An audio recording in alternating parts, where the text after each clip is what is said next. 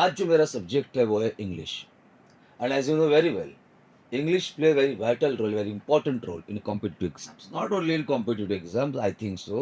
Not only in competitive exam, but also in normal life also. Normal life, maybe. So, जब भी English grammar या व्याकरण जिसको कहते हैं हम, जब भी इंग्लिश ग्रामर की बात होती है, उसमें सबसे पहला और एक इम्पॉर्टेंट सा रोल जो टॉपिक प्ले करता है, उस टॉपिक का नाम होता है टेंस। बिकॉज ये कहा जाता है कि इंग्लिश ग्रामर टेंस के बगैर अधूरा सा होता है, वो कवर अप नहीं हो पाता। तो इसी टेंस कैटेगरी में, as you know very well, आप ये पढ़ चुके हो पहले भी, पहला टेंस होता है प्रेजेंट टेंस, वर्तमान काल। दूसरा टेंस होता है पास्ट टेंस, भविष्य काल, सॉरी भूतकाल। और तीसरा टेंस होता है फ्यूचर टेंस, भविष्य काल। टेंस को तीन हिस्सों में डिवाइड किया जाता है, प्रेजेंट, पास्ट एंड फ्यूचर। अब हर टेंस का कुछ सबटेंसेस होते हैं, जैसे कि प्रेजेंट टेंस के 4 सबसेंटेंस है, पास्ट के भी 4 सबटेंसेस है, और फ्यूचर के भी, और सेम है, बस नाम बदलते हैं। सबसे पहले हम देखेंगे इनके नाम कैसे जस्टिफाई किए जाए, किस तरीके से इसको हम टैग किया जाए कि ये नाम इमीडिएटली हमारे माइंड में सेट हो जाए। जैसे present tense, past tense and future tense, मैंने हॉरिजॉन्टल और वर्टिकल दोनों डायरेक्शंस में इसे प्रेजेंट किया है। पहला टेंस रहेगा आपका simple present tense, simple present tense, सादा वर्तमान। इमीडिएटली यही सिंपल पास्ट तक जब जाएगा तो ये बनेगा simple past tense. After that यही जाएगा आपका फ्यूचर टेंस की तरफ, it's become simple future tense. तो पहले टेंस कैटेगरी में इंपॉर्टेंट रोल, सब टेंसेस की कैटेगरी में इंपॉर्टेंट रोल जो प्ले कर रहा है वो है simple. That means simple present tense, simple past tense and then simple future tense. After that यही जो फ्लो है, अब उसको हम क्लॉकवाइज एंटी क्लॉकवाइज में डिवाइड करते हैं। सेकंड कैटेगरी में जब हम आएंगे तो प्रेजेंट शिफ्ट होगा कंटिन्यूअस की तरफ, टेंस का नाम बनेगा present, present continuous tense. Next past continuous tense, then next future continuous tense. That means simple और कंटिन्यूअस दोनों अपोजिट में नॉमिनेटेड हो रहे हैं, ये हम नाम देख रहे हैं। Simple present tense, simple past tense, simple future tense, then present continuous tense, past continuous tense and then future continuous tense. इसके बाद जो बचते हैं वो है perfect and perfect continuous. Same method, same method, present perfect, past perfect, future perfect, present का perfect continuous, past perfect continuous, future perfect continuous. इस तरीके से टेंस के 12 सब टेंसेस रेडी होते हैं। 3 मेन टेंसेस है, प्रेजेंट है, पास्ट है, फ्यूचर है। उसके 4 सब टेंसेस है, सिंपल है, कंटिन्यूअस है, परफेक्ट है एंड परफेक्ट कंटिन्यूअस है। अब आते हैं फॉर्मूला पैटर्न्स पे। फॉर्मूला पैटर्न बहुत इंपॉर्टेंट रोल प्ले करता है, बिकॉज किसी भी सेंटेंस का जो स्ट्रक्चर है ये 3 हिस्सों में बनता है, सब्जेक्ट, वर्ब एंड ऑब्जेक्ट। मैं रिपीट कर रहा हूं, किसी भी सेंटेंस का जो स्ट्रक्चर है वो ये बनता है 3 हिस्सों में। अब ये 3 हिस्से कौन से, वो सबसे पहले देखिए, वो है सब्जेक्ट, वर्ब, ऑब्जेक्ट, कर्ता, कर्म और क्रियापद। टेंस डिपेंड करेगा वर्ब पे, एक्शन वर्ड। इस एक्शन वर्ड को हम कहते हैं वर्ब। ये एक्शन वर्ड किस टेंस में एक्टिवेट होता है उसके आधार पर उस टेंस का नाम डिसाइड होता है। फॉर एग्जाम्पल, अगर हम बात करें सिंपल प्रेजेंट टेंस की, तो यहां first form of the verb होगा। Now what is the meaning of first form of the verb? Suppose write, WRITE, write, लिखना, ये हुआ फर्स्ट फॉर्म। WROTE, wrote, ये हुआ सेकंड फॉर्म। तो हम यहां लिख लेते second form of the verb. Then return, third form. But listen, अगर प्रेजेंट में first form of the verb है, पास्ट में second form of the verb है, तो most of the time the reply by the student is what, कि बाबा future में V3 होगा। नो, यहां पे फ्यूचर का स्ट्रक्चर चेंज होता है। तो सबसे पहले हम डिस्कस करेंगे simple present tense, simple past tense, simple future tense. Start. First of all, formula of simple present tense: subject, verb, object. This is the structure of simple present tense. Then this V1 shifted to V2, it's become V2, second form of the verb. मैं यहां लिख लेता हूं, right, ये एक first form of the verb है। Right का past tense सभी को पता होता है, राइट का पास्ट टेंस या बन जाता है रोट, WROT, टेंस में बनेगा two. Subject V1 object right, it's become simple present tense. Subject V2 object it's become simple past tense. थोड़ी देर के लिए हम फ्यूचर में सबसे पहले फॉर्मूला कैरी कर लेते हैं। फ्यूचर का फॉर्मूला इस तरीके से होता है, ये पहले फॉर्मूला रेडी करते हैं, देन हम डिसाइड करते कि उसको मेमोराइज कैसे करना है। Suppose subject V1 object simple present, subject V2 object simple past. अब फ्यूचर का तो फॉर्मूला हमने लिख लिया, और फ्यूचर का फॉर्मूला हमारे सामने है, shawl will. Shawl will, just a minute, just remove shall will from this formula.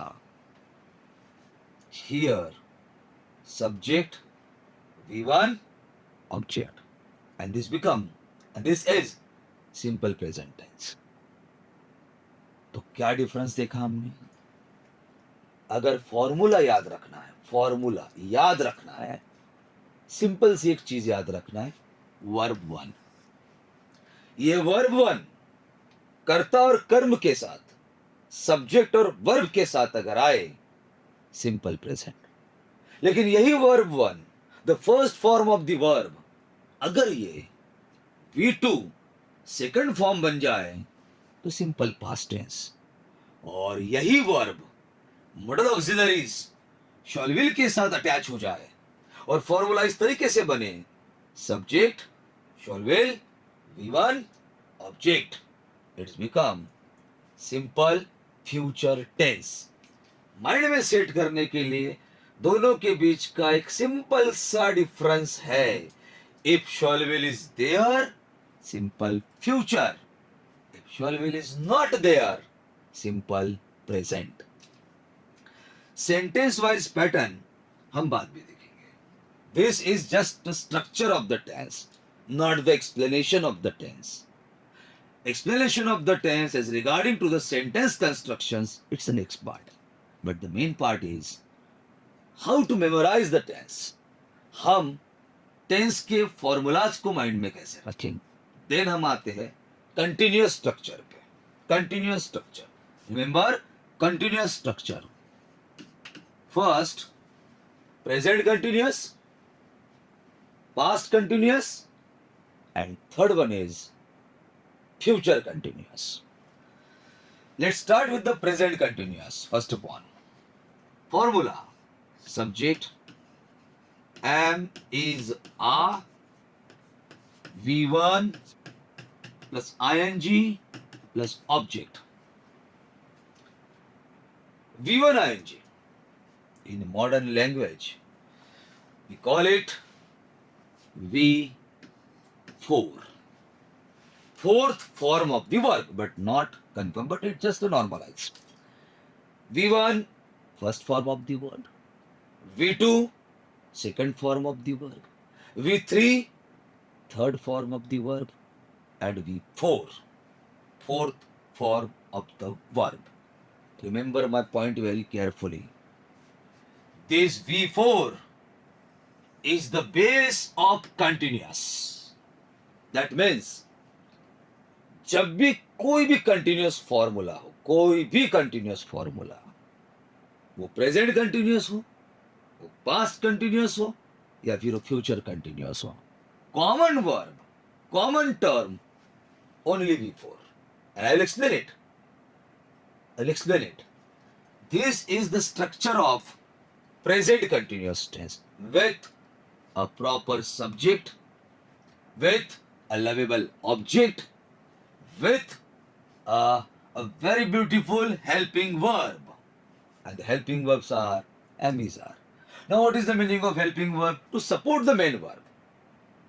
To support the main verb. This verb support to main verb, it's called helping verb. If am, is, are is here, obviously present continuous.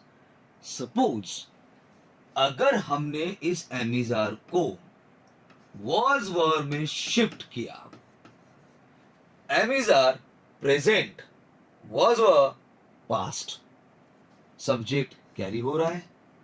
मैंने अभी कहा V4 common term रहेगा and last में object. Look at the difference.